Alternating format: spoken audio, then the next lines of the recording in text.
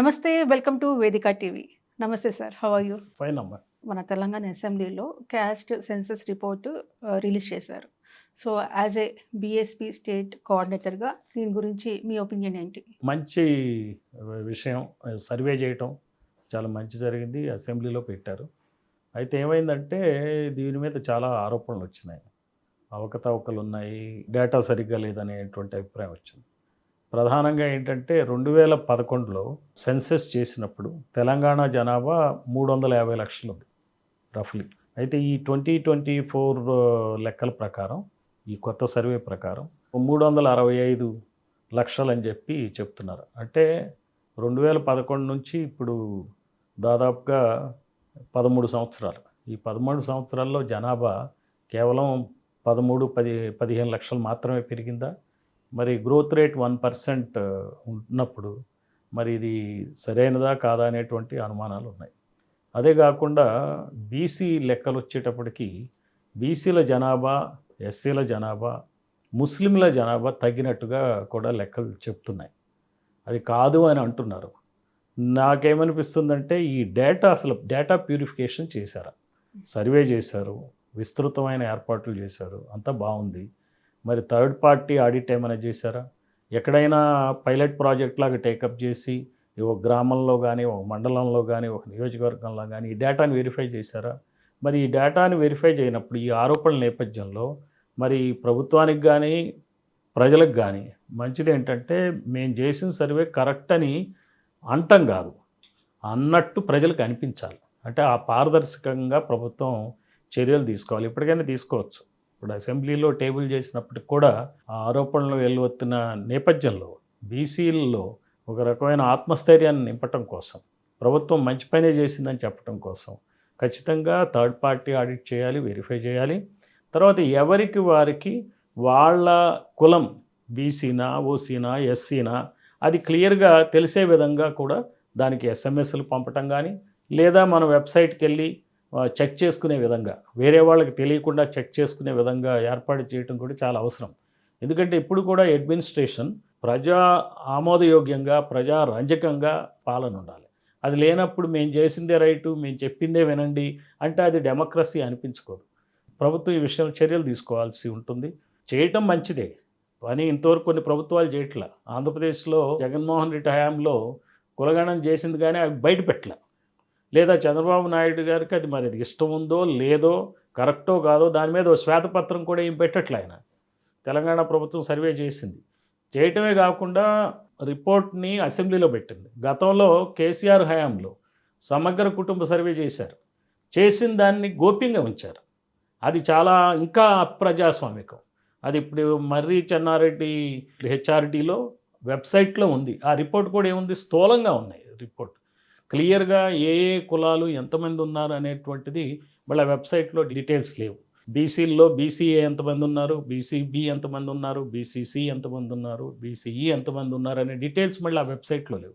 ఇవన్నీ ఈ ప్రభుత్వం కూడా వాటిని బయటపెట్టడం చాలా అవసరం. ప్రభుత్వాలు ప్రజల ప్రభుత్వాలు, ఇక్కడ ప్రజలే రాజులు. మరి రాజుల్ని సంతృప్తి పరచకుండా పాలన చేయటం అంటే ఏంటది అన్యాయం?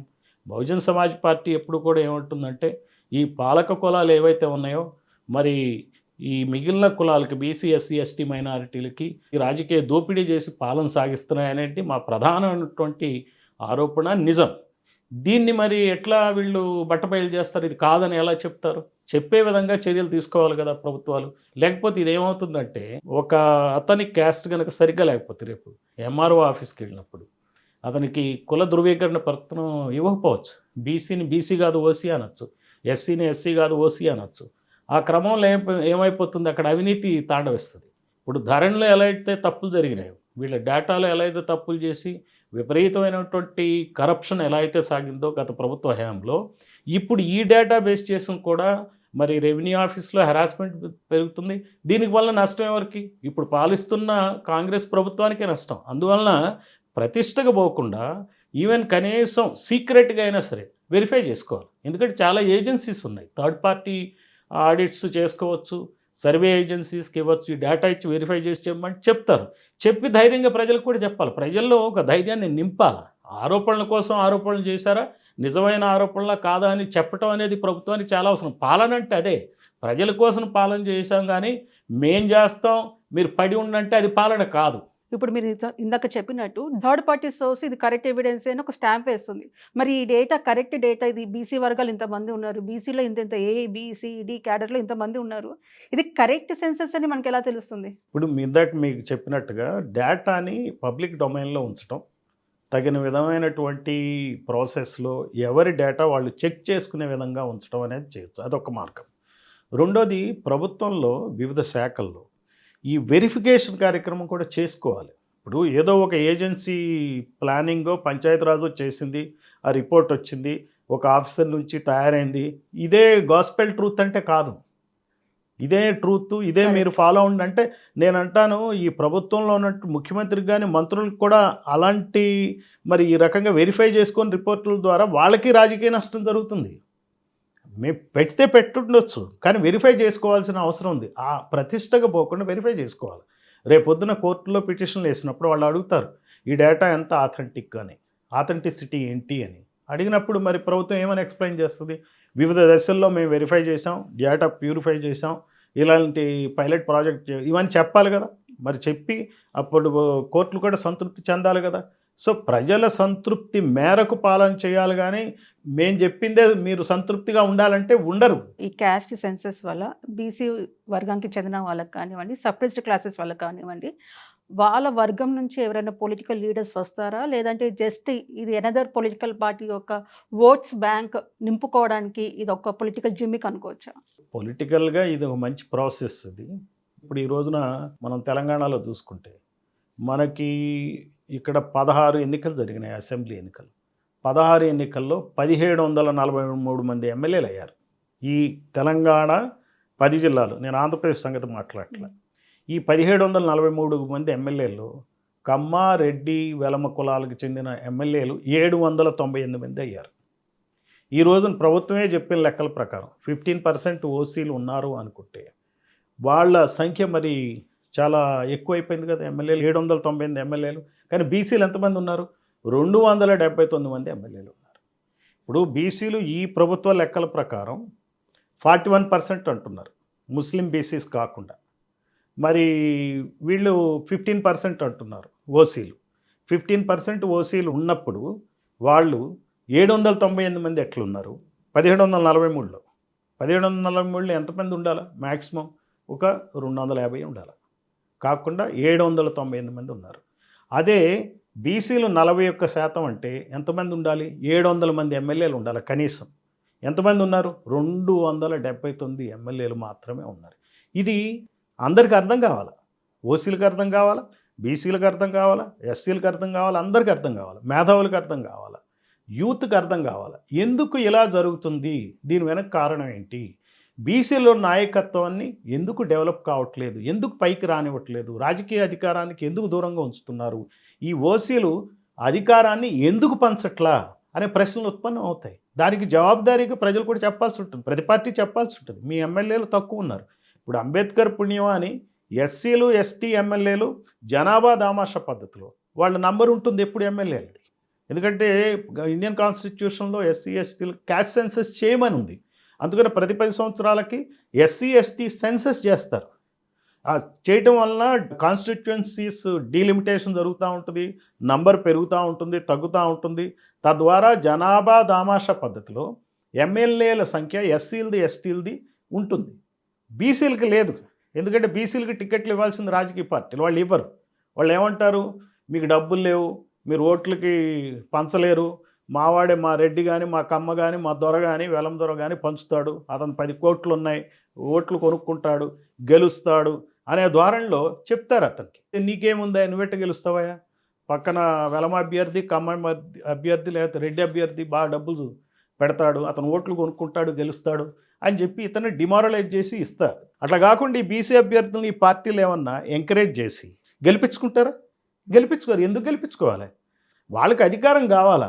ఎమ్మెల్యే ఒక్కొక్క నియోజకవర్గంలో ఒక సామ్రాజ్యాధినేతగా బిహేవ్ చేస్తున్నాడు ఈ రోజున ఎమ్మెల్యే. అక్కడ కాంట్రాక్టుల మీద కానీ, అక్కడ ఎస్ఐల్ ట్రాన్స్ఫర్లు కానీ, తహసీల్దారుల ట్రాన్స్ఫర్లు కానీ, ఏ విషయం తీసుకున్నా ఎమ్మెల్యే అక్కడి చీఫ్ మినిస్టర్ లాగా వ్యవహరిస్తున్నాడు. ఆ నియోజకవర్గానికి అతనే కలెక్టరు, అతనే ఎస్పీ, అతనే సీఎం. అట్లా తయారైన నేపథ్యంలో వీళ్ళు వేరే కులాల వాళ్ళని ఎందుకు రాణిస్తారు? వేరే కులాల వాళ్ళ పరిస్థితి ఏంటి? వాళ్ళు డిపెండెంట్‌గా తయారయ్యారు కాబట్టి, మనకేం రాదు, మనల్ని ఎవడు ఇది చేస్తాడు, మనం తల ఎగరేయకూడదు. తల ఎగరేస్తే మనల్ని ఖచ్చితంగా తల ఖండిస్తారు. ఈ రోజున ఏమవుతుంది, తీన్మార్ మల్లన్న క్వెషన్ చేశాడు. ఇవే పాయింట్స్ చెప్పాడు. మొన్న జరిగిన మీటింగ్‌లో అతను రైజ్ చేశాడు. చేసిన దానికి ఇప్పుడు ఏమంటున్నారు, తీన్మార్ మల్లన్న సస్పెండ్ చేస్తాం అంటున్నారు. అంటే భయపెడుతున్నట్టేనా? కాంగ్రెస్ పార్టీ ఒక బీసీ ఎమ్మెల్యేని సస్పెండ్ చేస్తుందా? అది సరైన పద్ధతా? ఇదేనా రాజకీయం? అంటే రెడ్లందరూ ఒత్తిడి చేస్తారు కాబట్టి ఒక బీసీని సస్పెండ్ చేస్తారంటే, రేపు తీన్మార్ మల్లన్న సస్పెండ్ అయితే ఏమవుతుంది? బీసీల ఆత్మస్థైర్యం దెబ్బతిన్నట్టే కదా. అంటే ఏమిటన్నట్టు పరిస్థితి.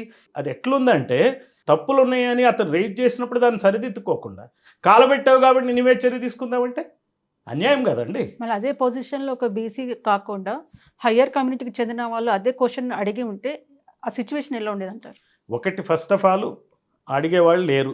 ఎక్కడో ఒక చోట జీవన్ రెడ్డి, ఆయన కరీంనగర్ చెందిన లీడర్, జగిత్యాల లీడర్, ఆయన అడుగుతా ఉన్నాడు. ఆయన మాత్రం చెప్తున్నాడు, మా రెడ్లు కాదు అధికారం ఇవ్వాల్సింది, బీసీలు ఎక్కువ మంది ఉన్నారు, వాళ్ళకి అధికారం ఇవ్వాలని చెప్తున్నాడు.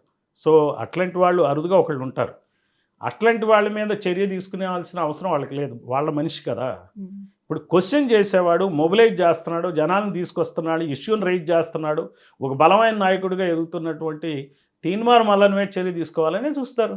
మనల్ని క్వశ్చన్ చేస్తాడా, మీరు మమ్మల్ని క్వశ్చన్ చేస్తారా అనేటువంటి ఇదే నేచర్ మారాలా. ఇండియన్ డెమోక్రసీ ఏంటి, అందరినీ మనం అధికారాన్ని పంచాలా.